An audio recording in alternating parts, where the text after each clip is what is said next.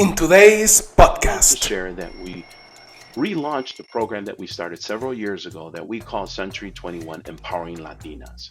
We've partnered with Eva Longoria Foundation, Gabi Natali, and many others across the non-real estate industry sector to attract more Latinas, entrepreneur-minded Latinas, to the Empowering Latinas program. Welcome to the Inclusive Heroes Podcast with your host, Miguel Joey Aviles. Buckle up as we highlight and celebrate leaders who make inclusion happen in their world of work. If you're an HR leader, a DEI practitioner, an ERG champion, recruiter, or ally, this podcast shares the stories of how leaders raise awareness, cultivate courage, and achieve organizational transformation. Join us as we go behind the scenes of true inclusion and belonging. This is the Inclusive Heroes Podcast.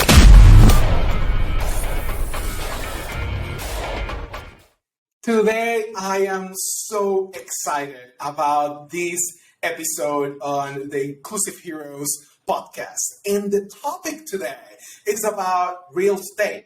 So, from redlining to more inclusion.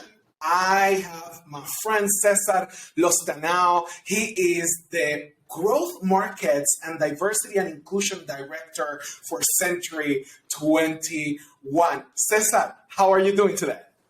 Wonderful, Joey. Just as excited as you are to be with you and your audience today. So thanks for the chance. No, absolutely. Cesar and I got to know each other through a special initiative for the Hispanic community, representation in the Chief Diversity Officer world, and he shared some powerful stories, and I was certainly captivated by your story and by the work that you are doing. So, Cesar, let's dive in. Can you share with our friends today, what is your diversity story? I want to hear it all, brother. Excellent. Thank you, Joey, for the chance to share. My diversity story is both personal and professional. I say personal because it started as an immigrant from Lima, Peru. Someone who didn't belong, so to speak, right, in the United States. At least that was the limiting thought that I had when I first came here. Didn't speak the language, didn't understand the culture. At 8 years old, my parents decided to move from Lima to Chicago, where I live today. So it started as early as that experience that I think a lot of immigrants have in a new world, in a new land. But it's also professional. And I say it's professional because as I was growing up in the United States, in Chicago's Albany Park neighborhood in the northwest side of the city, I certainly noticed the difference that I had compared to my peers. And I was blessed because I grew up in a very multicultural neighborhood with people from all parts of the world. And mostly, although I'll tell you this was interesting, the common denominator is that we were all immigrants, whether they were from Yugoslavia, they were Assyrians, Indians, and all immigrants. It was a beautiful melting pot. And then I chose to attend a university that was not diverse. The University of Illinois Urbana-Champaign, a Big Ten school in central Illinois, is so representative of the state, unlike Chicago, which is not diverse at all. So I went through a culture shock. And that's when my professional journey into diversity, equity, and inclusion kind of came to light. That's when I really grew up with my own sense of who I am, not only Peruvian, not only a son, but also a Latino. And that's when I joined Latino organizations during college, and I became more conscious of like the professional side of DE&I. And that catapulted me into the professional world where I made a conscious choice when I joined an organization that offered employee resource groups, ERGs. And I said, well, I want to be a part of that because I now belong to an organization that reminded me of my U of I days, a very Caucasian environment where I felt like I didn't belong. And that's when I raised my hand and said, I want to join an ERG. As president of Allstate's Professional Latino Allstate Network, that's really when the formal DE&I journey started. And then from there, it came to where I am today, leading diversity, equity, and inclusion for Century 21. Cesar, as I listen to your story, I can see so many connections on the nuances that different Hispanics experience when they moved to United States as immigrants. I had the opportunity to go to Lima for the first time a few years ago, and that was the travel of a lifetime, the experience of a lifetime, and the people, the food, the weather, the environment, all things were magical. So thank you for sharing that experience with our audience, particularly as you got involved with the community, with others going through very similar experiences, but then in your case, you decided to take action and give back and change the structures within your own community. So tell me more about that particular role you have in Century 21, and tell me more about what you're doing and leading in that particular position. Yeah, Joey, thanks for the question as well. It's an exciting role because it's very much in line with my personal purpose and passion with that D&I journey that started, again, when I first moved to the United States when I was 8 years old. My role is heavily focused on helping the real estate industry become more diverse. And I have the pleasure of doing that now for Century 21. One of the brands represented under Realogy. Realogy is our parent organization that has several big real estate brands under their umbrella like Coa Banker, Sotheby's, and ERA, and a couple others. What Century 21 has given me the platform to do is to lead diversity, equity, and inclusion with regards to our agents, our broker owners, and even our customers. So I work closely with all the teams that support, particularly our broker owners, to help them grow in the diverse markets.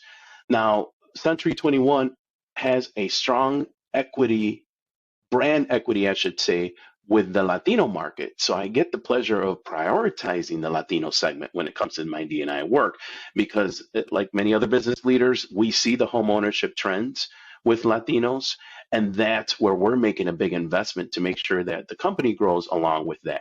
But I also get the pleasure of serving all the other, or many other diversity dimensions, like the African American, Asian American, AAPI, as we say in the D&I world, military, LGBTQ plus, and women dimensions of diversity. So it's very, very comprehensive, yet focused on the Latino segment at Century 21.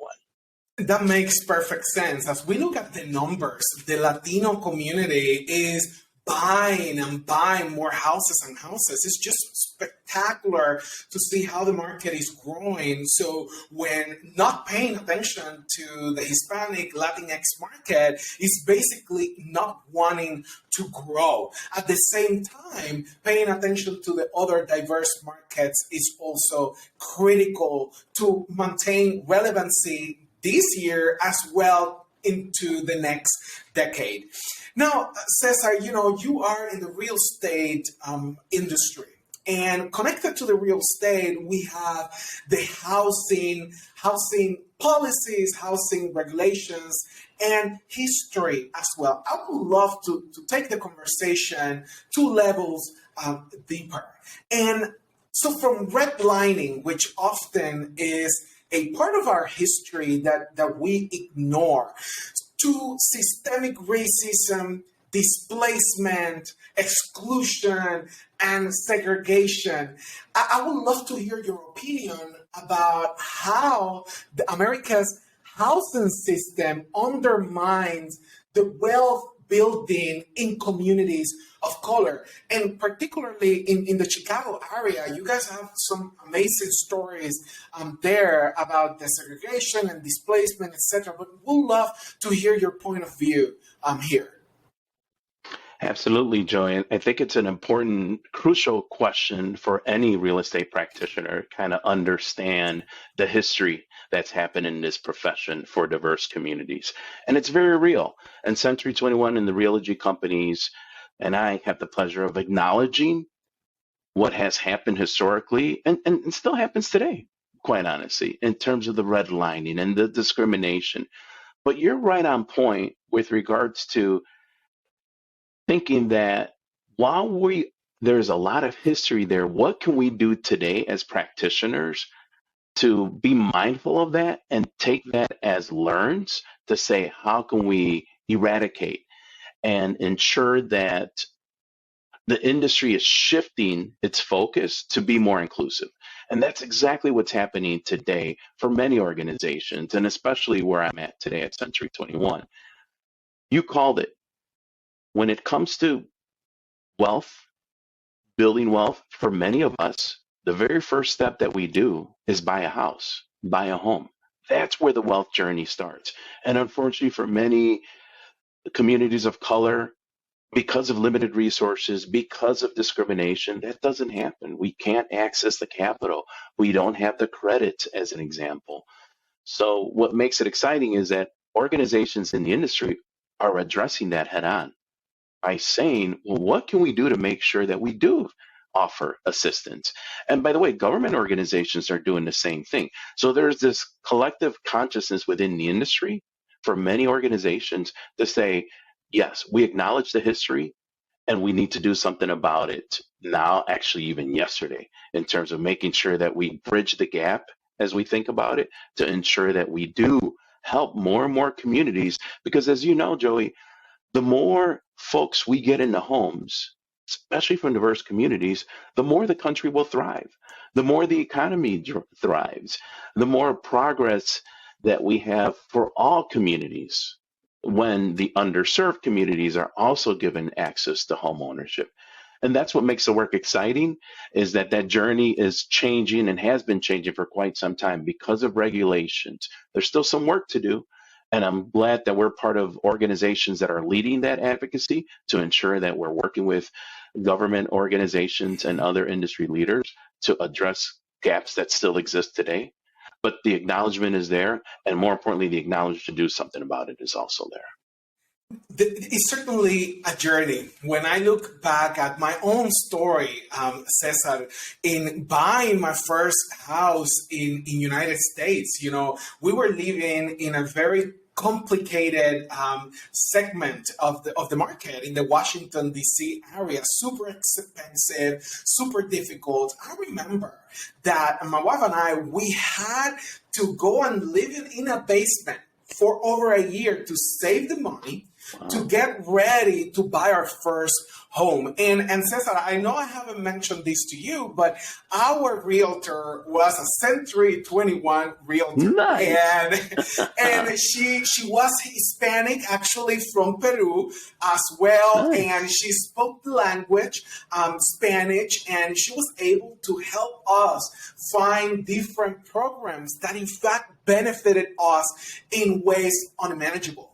But for our audience and our friends listening, every excluded group in America has a different story dealing with the housing market. For the Latinx community, maybe the immigration status, maybe where you're coming from, where do you have the wealth to, do the payments and get in the front of the situation. But for other communities, maybe access to credit, which is huge, a huge topic in this segregation that we are experiencing today. So let's unpack the concept of diversity, equity, and inclusion in the real estate industry. Cesar, can you walk us through what does that mean for you? It's one of the things that you just called out, Joy, and I want to underscore the lack of credit that sometimes happens in our communities, all diverse communities, I should say. Well, we're mindful of that. I'm mindful of that. And that's why I'm excited that what I get to do is leverage the special programs that, in my case, Century 21 has put together to address those gaps, to address, for example, the access to capital that a lot of entrepreneurs have. Century 21, as some of your audience members may know, is a franchise organization. So those of us that work for the brand and support entrepreneurs that raise their hand to say, I want to be a Century 21 company. Well, we have special programs that offer program as well as financial resources for diverse communities. for folks who may not have the credit, who may not have the access to capital. So that's what makes it exciting in terms of the definition of DE&I for me and for the organization that I get to work with, that we are conscious and mindful of the gaps and we're addressing them head on with special programs. And the beauty of this is that includes special programs like mentoring. How about this, that you go into a business and you get a mentor, someone who thinks like you, acts like you, and I'm talking cultural nuances. You mentioned your history with your realtor, with your home purchase in DC. She not only spoke the language, but she understood you culturally. So those are the type of things that we are mindful about building to help our successful entrepreneurs, saying, let's get the right mentoring, not just someone to help you, but the right coaching, the right support system. As you know, in diverse communities, we're very communal. Let's build that community for those owners and customers so that they feel that level of support at all angles, whether it's dealing with the realtor, dealing even with the lender. What's exciting about this industry is that we have lending organizations that are being very intentional about DE&I in the real estate industry and making sure that they have special programs that are culturally attuned. For example, Joe, you mentioned the access to credit in some cases. Well, you and your audience may know some Latinos have a lot of cash. They just happen to put it in between the mattresses and not in the banking system. So then I'm glad to hear that some lenders are getting very, very creative and innovative in ways of acknowledging that happens in some communities of color, and making sure that they rate and score other elements of credit worthiness in order to get people in homes. So we've evolved, being mindful of what are the gaps, how can we address it to get more people in homes.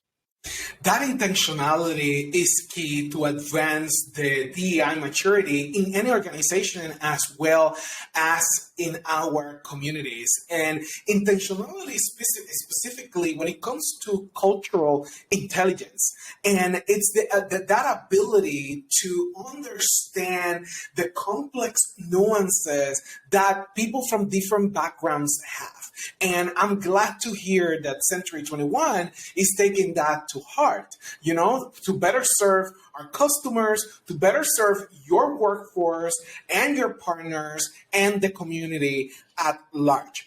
Cesar, traditionally, the real estate industry has been male dominated, as many other industries, especially in key management positions. I wonder about any special initiatives that you are leading to diversify your organization. There are two that come to mind, Joe, and I'm very, very passionate and excited about both. One addresses the gap of attracting more owners into brokerages. So being that owner who owns that business. And then the other one addresses the opportunity that we have for attracting more agents. We're proud that we are leading the industry with what we call the inclusive ownership program. It goes back to what I mentioned earlier. We are intentional about offering programmatic as well as financial incentives. We make it really easy if you qualify, of course, and for example, of a diverse background, to own one of the Century 21 franchises. So we're putting money where our mouth is. Many organizations don't get a chance to do that. I'm blessed because at Century 21, we have a financial and programmatic investment in ensuring that franchise owner succeeds within their experience with Century 21. Because guess what? As many more Latinos, AAPI, and all diversity owners that we get, as you know, they sometimes tend to attract more diverse agents that help address the home ownership gaps that happen in many communities. So that's what happens on the ownership side. On the agent side, I'm thrilled to share that we relaunched a program that we started several years ago that we call Century 21 Empowering Latinas. We've partnered with Eva Longoria Foundation, Gabi Natali, and many others across the non-real estate industry sector to attract more Latinas, entrepreneur-minded Latinas, to the Empowering Latinas program. this is what we do. We offer educational stipends for those that are willing to raise their hand and say, you know what? I have interpersonal skills. I love sales. I love home ownership. I watch the home shows on TV all the time. I'm interested in becoming a realtor. Well, we'll subsidize that pre-licensing education through the Empowering Latinas program. We're launching that this March 1st during Women's History Month. And we're adding a virtual summit, if you will, for entrepreneurs on March 9th so that they could understand and meet other powerful Latinas that are just killing it in the industry and being inspired, hopefully, to join Century 21 or join any company as a real estate practitioner, because that's how we help address the home ownership gap. We believe the more Latinos that we bring it into the whole ecosystem of home ownership, not only the realtor, but also the lender and the title company and others, that's how we get more and more Latinos in homes and any other diverse dimension for that matter. Those are two special programs that we've built and architected that are leading the industry to be very intentional about bringing in more diversity into the industry and Century 21.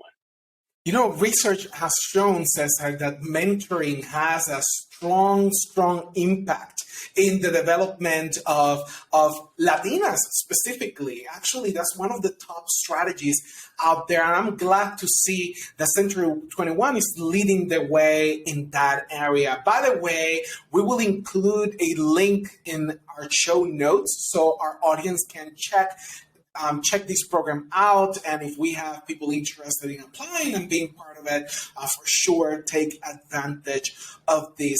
Cesar, as I listen to both programs, what are you planning to achieve? Maybe at the end of the year, what is it that you're hoping to achieve with both programs? I'm curious. Yeah, Joey, I think it's a great question because for us, there is that numeric goal in terms of saying, can we bring in, for example, through the Empowering Latinas, 1,000, maybe even more, 1,000 Latinas to become realtors? Can we double the number of diverse owners that we have with the Inclusive Ownership Program? But I'll tell you that there are also goals that are much more community driven. And that to me also has a number, but also is not so numeric. We want to be reflective of the marketplace. We know that 51% of the population are women. We believe 51% of our force, our sales force in particular, and even corporate organization should be women. As you think about all the percentages of all the diversity dimensions, our goal is parity with all of them. It makes sense from a business point of view, just from a human point of view, because that's how we could really address a lot of the gaps that we have in home ownership that with thoughtful diversity, equity, and inclusion programs can help fill in those gaps. So that's how we're thinking about it. We want to do good for the sake of goodness, and we want to do good with some numbers tied to it because we're a business organization that has a noble purpose that is about sustainable home ownership. But at the same time, like many other businesses, we want to make sure we quantify it to make sure that we move the needle. Cesar, that's how we think about it. You bring up a strong point on this conversation, particularly for those audience members that are DEI practitioners and maybe starting or maybe a more seasoned. Those numbers and having those goals connected to a diversity, equity, and inclusion initiative is a must. If we want to succeed as an industry. So I highly encourage everybody listening to tie your program, tie your initiative to a specific outcome that you can show progress and advancement and to your point, to progress within our own communities. So Cesar, I just have one more question for you, and I would love for you to take a look at 2030, 2040 in your mind, or maybe 5 years from now. What do you see in the future of DEI and the real estate industry? That's a terrific question and a great vision that you're inspiring with that question, Joey. My vision is one where we reach that parity that I talked about before. that we are very much reflective of the community, that we have people serving customers, people serving the industry in any levels, even if it's an internal customer within the industry. That if you're not, for example,